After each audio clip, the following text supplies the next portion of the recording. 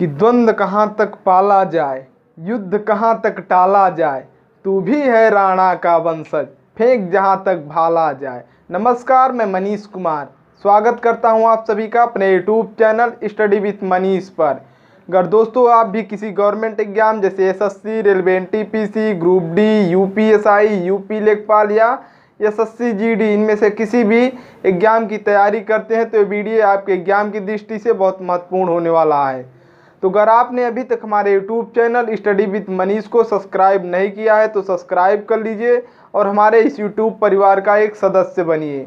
तो दोस्तों लगातार हम लोग पढ़ रहे हैं मध्यकालीन भारत का इतिहास। मध्यकालीन भारत के इतिहास में हम लोगों ने दिल्ली सल्तनत को काफ़ी अच्छे से उन महत्वपूर्ण बिंदुओं को पढ़ा जो एग्जाम की दृष्टि से महत्वपूर्ण हैं। दोस्तों अब हम लोग पढ़ रहे हैं मुग़ल साम्राज्य को। मुग़ल साम्राज्य में कल की वीडियो में हम लोगों ने जहांगीर को पढ़ा था, तो आज हम लोग पढ़ने वाले हैं जहांगीर का उत्तराधिकारी शाहजहां को। तो अगर आपने अभी तक पिछली वीडियो को आपने नहीं देखा है तो हमारे चैनल के प्लेलिस्ट में जाइए और उन वीडियो को आप देख लीजिए, क्योंकि ये वीडियो आपके एग्जाम की दृष्टि से बहुत महत्वपूर्ण है। अगर इन टॉपिकों में से अगर क्वेश्चन बनता है आपके एग्जाम में तो इन्हीं वीडियो में से पूछे जाएंगे। तो आइए दोस्तों आज की क्लास को शुरू करते हैं और शाहजहां के विषय में उन महत्वपूर्ण बिंदुओं पे हम लोग चर्चा करते हैं जो एग्जाम की दृष्टि से महत्वपूर्ण हैं। तो आइए आज की क्लास को शुरू करते हैं। तो शाहजहां का कार्यकाल कब से कब तक रहता है? तो 1627 से 1657 ईस्वी तक शाहजहां का कार्यकाल माना जाता है। तो शाहजहां से महत्वपूर्ण पॉइंट पहला है कि शाहजहां का जन्म जोधपुर के शासक मोटा राजा उदय सिंह की पुत्री जगत गोसाई के गर्भ से 5 जनवरी 1592 ईस्वी को हुआ था। तो शाहजहां का जन्म किसके गर्भ से हुआ था? तो जगत गोसाई, अर्थात शाहजहां की माता का नाम क्या था? जगत गोसाई था।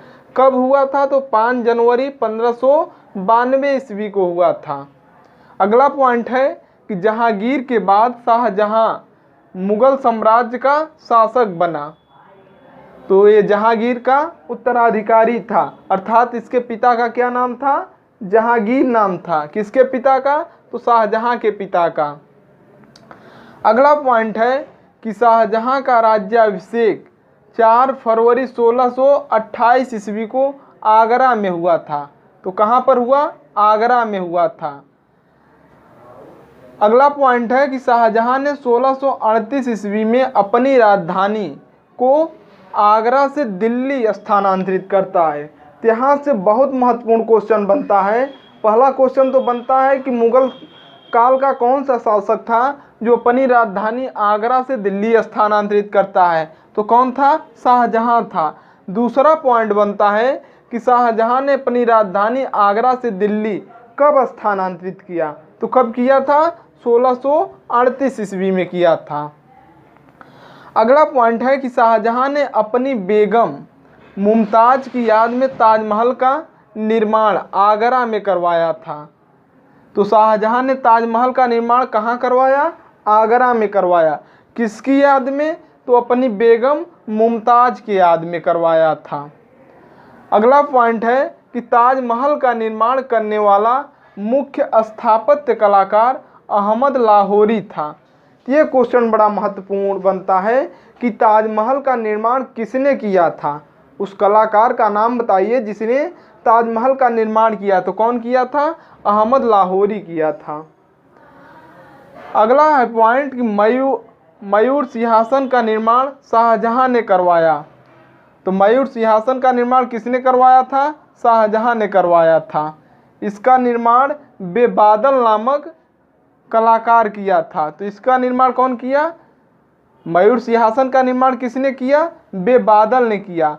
और ताजमहल का निर्माण किसने किया? अहमद लाहौरी ने किया। आपको कंफ्यूज नहीं होना है क्योंकि ये क्वेश्चन कंफ्यूजिंग है, लेकिन आपको ताजमहल का कलाकार अहमद लाहौरी को याद करना है और मयूर सिंहासन बेबादल। अगला पॉइंट है कि शाहजहां के शासनकाल को स्थापत्य कला का स्वर्ण युग कहा जाता है। तो यहाँ से क्वेश्चन पूछा जाता है। यहाँ से मैंने आपको 3 चीज़ें बताया कि साहित्य कला किसके काल को कहा जाता है स्वर्ण काल? तो अकबर के काल को। चित्रकला किसके शासनकाल को स्वर्णकाल कहा जाता है? तो जहांगीर के काल को। और ये स्थापत्य कला पूछा है, तो स्थापत्य कला किसके शासन को कहा जाता है? शाहजहां के काल को कहा जाता है। तो ये पॉइंट आपको तीनों याद रखना है। अगला पॉइंट है शाहजहां द्वारा बनवाई गई प्रमुख इमारतों को हम लोग देखते हैं।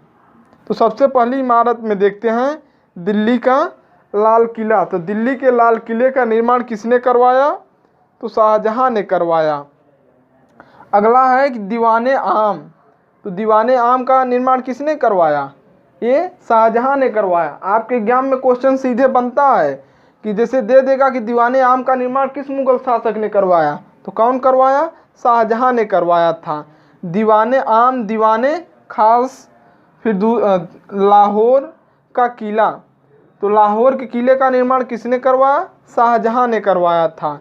दिल्ली में जामा मस्जिद, दिल्ली की जामा मस्जिद का निर्माण किसने करवाया? शाहजहां ने करवाया। और आगरा का मोती मस्जिद, ये सभी आपको याद रखना है क्योंकि ये बड़ा कंफ्यूज करते हैं और सीधे आपके एग्जाम में पूछता भी है। जैसे पूछेगा दिल्ली का जामा मस्जिद का निर्माण किसने करवाया, तो किसने करवाया? शाहजहां ने करवाया। आगरा का मोती मस्जिद शाहजहां ने, और आगरा का ताजमहल किसने करवाया? तो शाहजहां ने करवाया।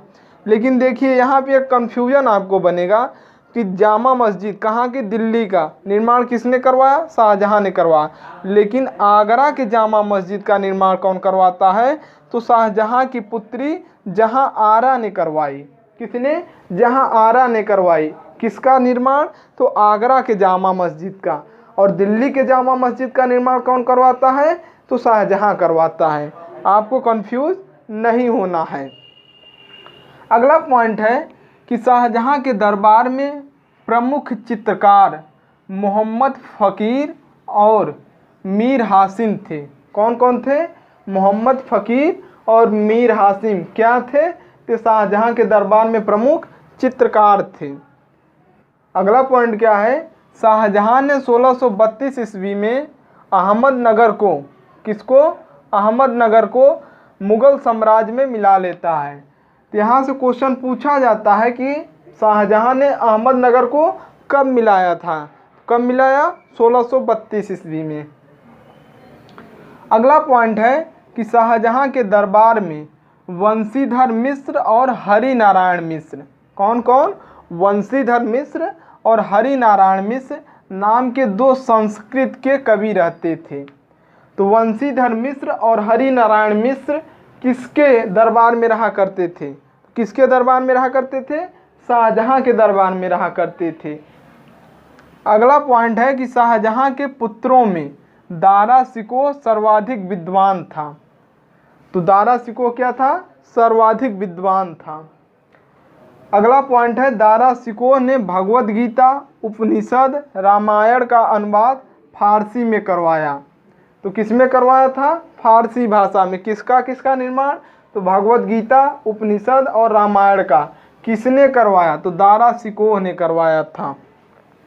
अगर दोस्तों आपको भी वीडियो पसंद आ रही है ना, वीडियो में बताए गए सभी पॉइंट अगर आपको लग रहा है कि एग्जाम से संबंधित हैं, ये क्वेश्चन एग्जाम में बनते हैं, तो आप हमारे यूट्यूब चैनल को सब्सक्राइब करिए और हमारे परिवार का, हमारे इस यूट्यूब परिवार का एक सदस्य बनिए और लगातार अपनी पढ़ाई को बूस्ट करते रहिए, क्योंकि ये एग्जाम की दृष्टि से बहुत महत्वपूर्ण चीज़ें हैं।